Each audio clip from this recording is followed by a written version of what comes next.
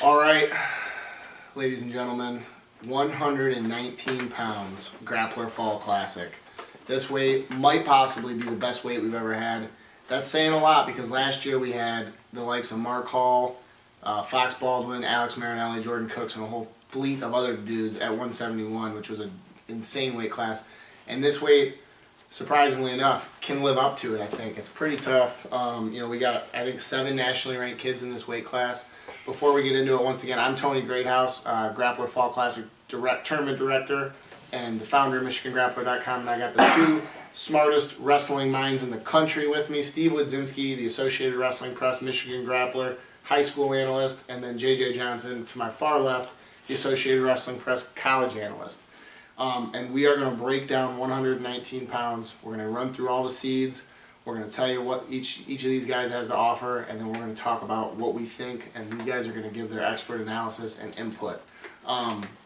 First of all, let me just kind of tell you, this weight class unfolded early. A lot of guys registered early. The nationally ranked guys, and Steve's going to talk more about these guys in a second, but Chris Williams, Illinois, Alex Mackel, Ohio, Doyle Trout, Nebraska, Lucas Hall, Michigan, Ian Parker, Michigan, Ben Friedman, Michigan, Benny Gomez, Michigan. Those are all guys who are nationally ranked, who have done some major damage on the national scene, and who are super stud kids, and there's 7 of them. And that doesn't include the rest of the field. That includes a bunch of other good guys. So Steve, give me a rundown of what we're looking at in this juggernaut bracket. The top seed, Chris Williams, 3-time Illinois state champ, just absolute hammer, super explosive, especially on his feet. He's ranked number 5 in the country at 120. Up next is Alex Mackel, 2-time Ohio state champ, ranked number 15 at 120, or just a 1-time Ohio state champ, excuse me, but he's ranked number 15 in the country at 120. Had some big wins last weekend. Doyle Trout, 3-time Nebraska state champ, ranked number 16 in the country. We got Lucas Hall from Michigan, state champ, ranked number 9 at 113. We got Ian Parker, the number 5 seed, is ranked number 10 in the country at 113, state runner-up from St. John's, Michigan. We got Ben Friedman, state champ from Walled Lake Central. He's ranked number 12 in the country at 113.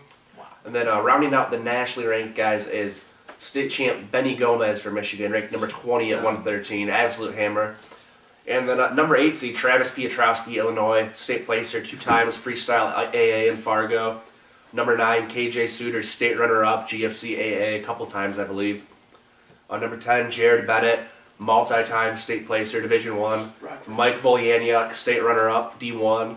Then the rest of the seeds, it just keeps going on. We got state placers, Judah Caballero, New Boston Huron, Brendan Ladd, Ortonville Brandon, Brendan Hazelton, Lance Cruz, Trent Lachey, St. John's, Ethan Woods, Manchester. And then even unseeded, we got some really, really accomplished guys. We got Nino Bastianelli, he's a state placer.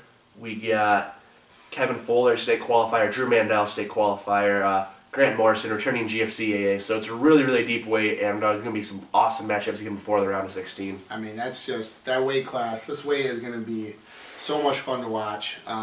JJ, just from hearing the guys and looking at who we got, top guys, what do you see as guys that stand out that you're really looking to watch? Yeah, so I think the top 8 guys are pretty, are the guys that I'm really looking forward to watching.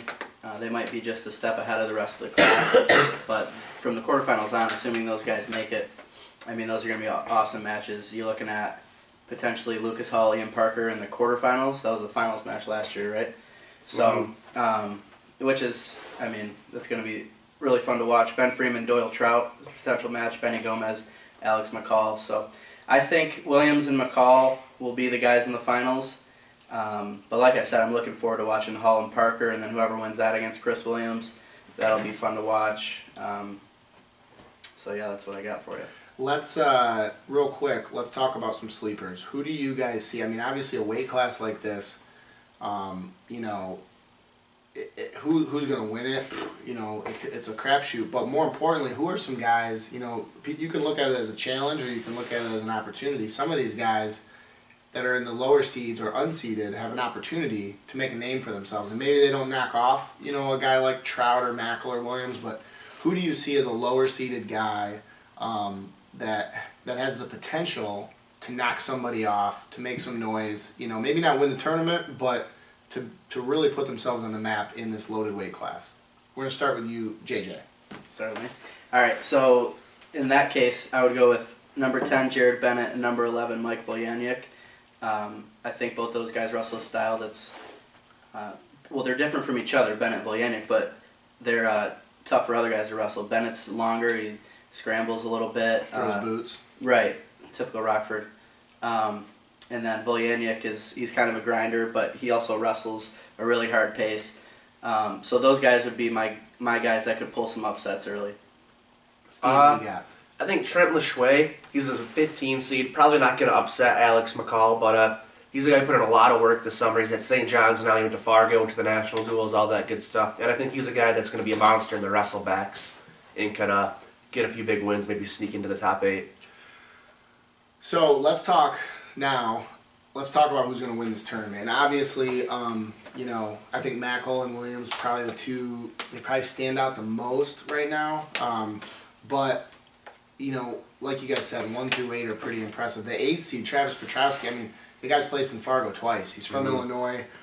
He's not going to be someone that's going to be a pushover. And if you know the seeds hold true, he would wrestle. He would wrestle Chris Williams, another Illinois guy, in the quarters, and that could be a dynamite matchup early on as an 8-1 matchup. But who do you guys see 1 through 8, or even on? But that early matchups to watch, and how you see this bracket playing out, pretending, envisioning that nothing changes, and obviously things could change. Someone could go up, you know, things could happen. But if the seeds hold, how do you guys see this thing playing out? Steve, you're going to go first. Immediately when you look at the seeds, the first thing you notice is Ian Parker, Lucas Hall, the 4 and the 5 seed. These guys have wrestled each other, it feels like, a million times. A lot of history. Yeah, and they're St. John's Lowell, which means right. They don't probably love each other. And I think Lucas has kind of had the upper hand recently, but Ian's beaten him before. He's been really competitive with him. And I know Ian believes he can win, and they both, it's a match that I think they're both probably looking at right now and kind of circling.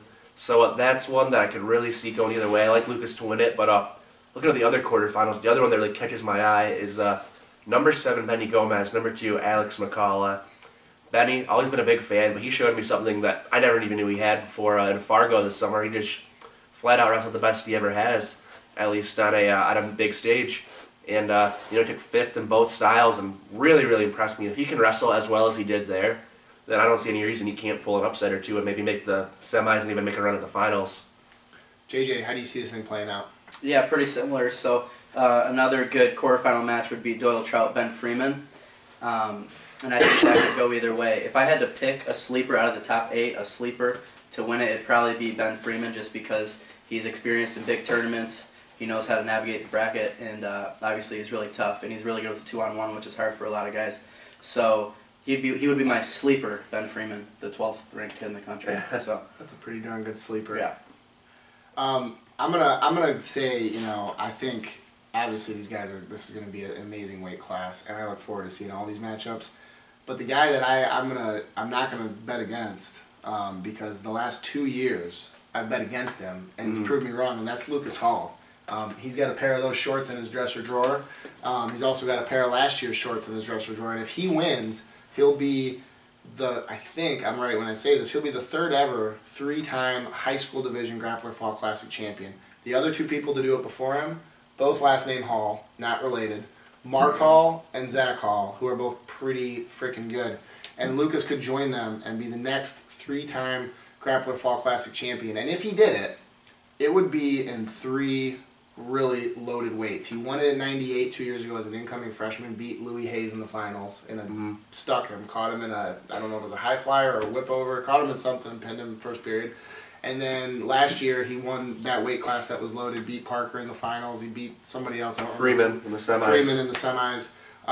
So Lucas Hall shines at the Grappler Fall Classic. That's the bottom line. The kid likes the shorts, and I think he's going to come back this year. Unfortunately, and this is the first time I've informed anybody of this, we're not doing shorts this year.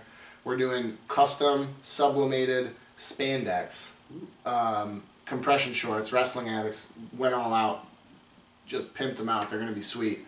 And I think that Lucas is going to add that to his dresser drawer along with his 2 pair of Wrestling Addicts sublimated fight shorts. So I think Lucas Hall is the man to watch. He's going to find a way to come out on top on this one. you guys can keep up to speed all week long. We're going to have more previews, more updates coming for each weight class. GrapplerFallClassic.com, MichiganGrappler.com. Me, Steve, and JJ are going to go through and break everything down. And then, you know, you can follow the tournament live. The results will be posted live, and then we will have videos. We're going to have more cameramen there than, you know, any tournament ever needs, and we're going to film everything, especially from the quarters on. Every championship match will be filmed, and we're going to have all those start uploaded Saturday, and they're going to all get uploaded, and you can go back and watch every single match. And I would find time in your week, the week after, to go back and watch this 119-pound weight class. So I promise you, something's going to happen that nobody thought was going to happen. Someone's going to come out of nowhere, and there's going to be some awesome matchups with all these guys.